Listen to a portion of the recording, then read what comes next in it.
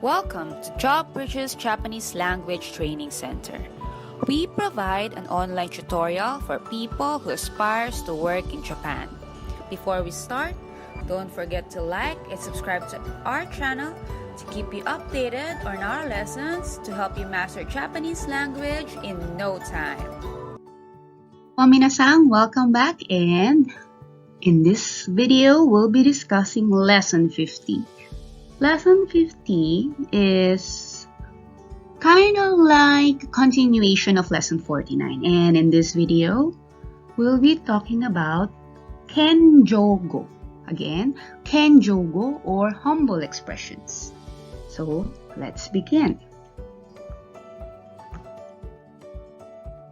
Again, kenjogo are expressions in which the speaker humbles himself or herself and lowers his or her own acts to show respect to the listener or the person being referred to.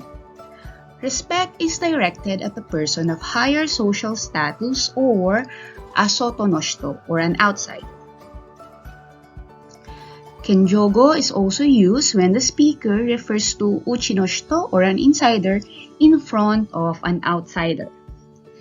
There are various ways to use kenjogo. First, we have the o or go shimasu. Again, using the o or go shimasu. With this one, we have the o and then attaching the o to a verb which usually belongs to group 1 and group 2, mass form shimasu. Again, o or adding o to the verb which belongs to group 1 and group 2 in their mass form and then changing it into shimasu. Example: Omoso desu ne. Omochi shimashou ka? Again, omoso desu ne. Omochi shimashou ka? It looks so heavy. Shall I carry it for you? Now another example. Watashi ga shacho ni schedule wo oshirase shimasu. Again, watashi ga shacho ni schedule wo oshirase shimasu. I will tell the president the schedule. And last example, we have Ani ga kuru made okuri shimasu. Again, Ani ga okuru de Ani ga kuru made okuri shimasu. My elder brother will take you in his car. So in examples 1 and 2, the speaker humbles himself or herself by lowering his or her acts to show his or her respect to the listener or to the person being referred to.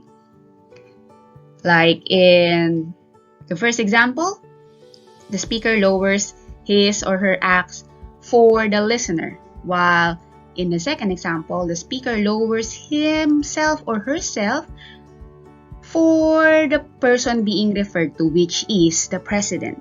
Now, in example 3, the action is performed by an insider, which is the elder brother of the speaker, not by the speaker. This form is not applicable to verbs in which the mass form consists of one mora, such as mimasu or imasu. Remember that. Now,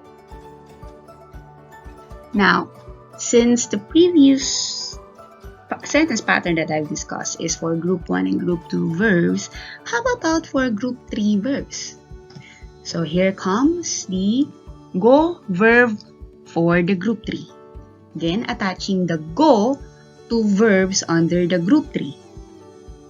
Example: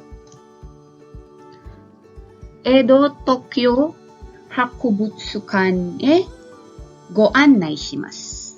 Again, Edo Tokyo Hakubutsukan e go annai shimasu.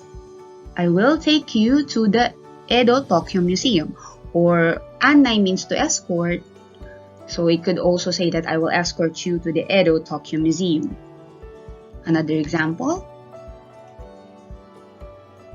Kyo no, again, kyo no yote o gosetsumei shimasu. Again, kyo no yote o gosetsumei shimasu. I will explain today's schedule. Since anai is a noun and then we added shimasu to that noun, it became a verb, and so that's why it belonged to group 3.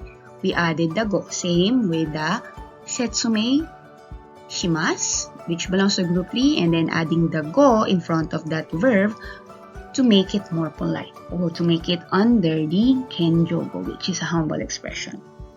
Again, this pattern is applicable to group 3 verbs.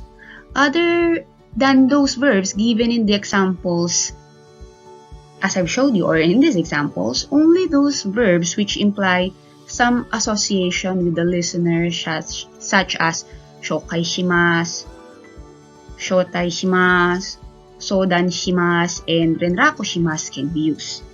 Then wa shimasu and yakusoko shimasu are exceptions in that o instead of go precedes them. Again, for den wa shimasu and yakusoko shimasu, we use o instead of go. So take note that patterns or the examples 1 and 2 can only be used with acts which involve another person beside the agent of the act or the actor of the act.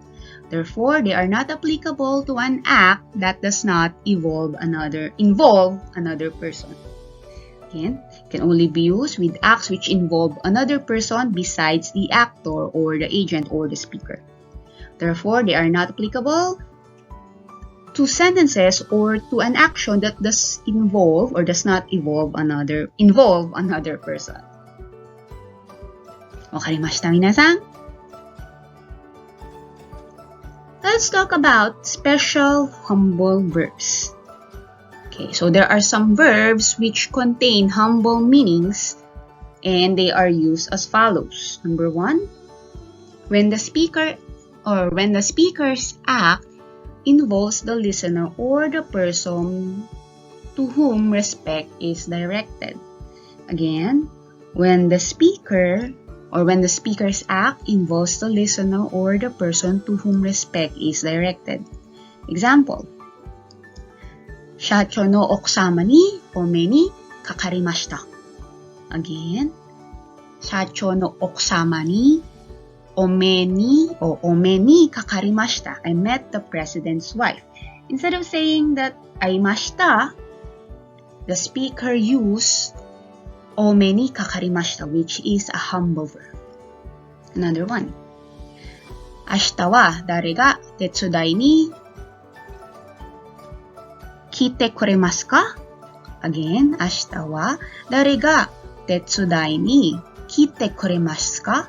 Who will come over to help tomorrow? Look at this answer. Watashi ga ukagaimasu. Again, watashi ga ukagaimasu. Or I will. So instead of saying that watashi ga shimasu, watashi ga ikimasu, the speaker uses ukagaimasu, which is another humble verb. Remember that. Now, another use of humble verbs is when the speaker's act does not involve the listener or the person to whom the respect is directed. Again, when the speaker's act does not involve the listener or the person to whom the respect is directed. This can be used when introducing yourself. For example, Mira to moshimasu. Again, Mira to moshimasu. My name is Mr. Miller. Instead of saying Tashi no namae wa Mira desu, you say Mira to moshimasu. Another humble verb. And another example, Amerika kara mairimashita. Amerika kara mairimashita. I come from the United States. Instead of saying Amerika kara kimashita, you could use mairimashita. Another humble verb. Wakarimashita minasan? Now you can use this when or the next time you're trying to introduce yourself. Alright, that's just it for today. See you on our next videos. And don't forget to like and subscribe to our channel to keep you updated on our lessons so you can master Japanese language in no time.